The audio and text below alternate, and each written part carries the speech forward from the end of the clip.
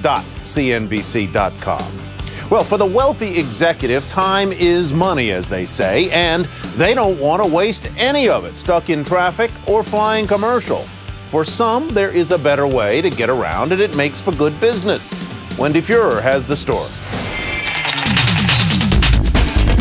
What's the new must-have accessory for the always-on-the-go C-suite executive? The personal helicopter, of course. When time is money, helicopters can be more desirable than a private jet. Just ask GM Vice Chairman Bob Lutz. He's an avid flyer and uses his helicopter for both business and pleasure. On weekends, I use it to go places. A, it's fun. B, it gives me flight time. And then thirdly, it saves a lot of time. For this high-flying auto executive, it's all about speed. He says for distances between 50 and 200 miles, it's the world's fastest means of transportation, and it's king.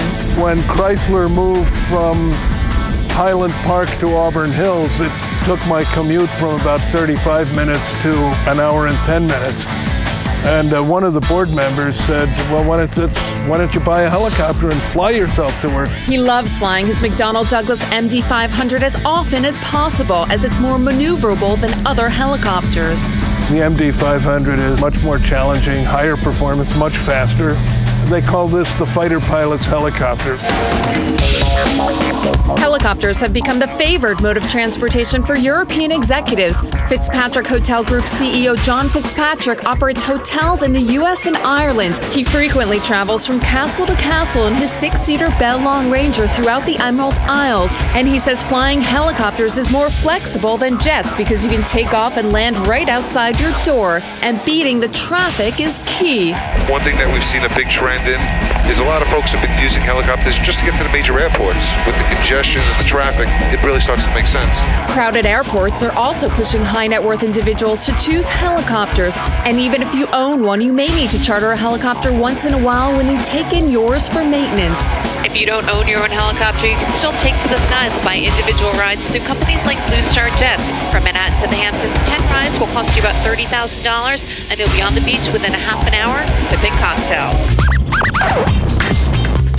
Robinson says demand for their helicopters has increased dramatically. Robinson R-44s go for just under $500,000. His company manufactured a record number of copters in 2007, over 800 in fact. But there's still a shortage in supply and a long waiting list, due in part from growth in the offshore oil and gas industry. With oil at all-time highs, producers are working harder than ever, and helicopters are the only way to transport people to and from rigs and platforms.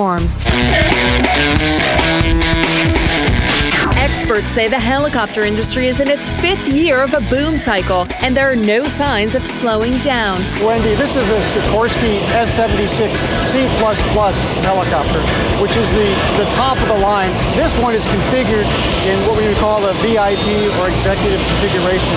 This top-of-the-line Sikorsky goes for about $10 million, and it has all the amenities so you can travel in your personal copter in style. For High Net Worth, I'm Wendy Furrer.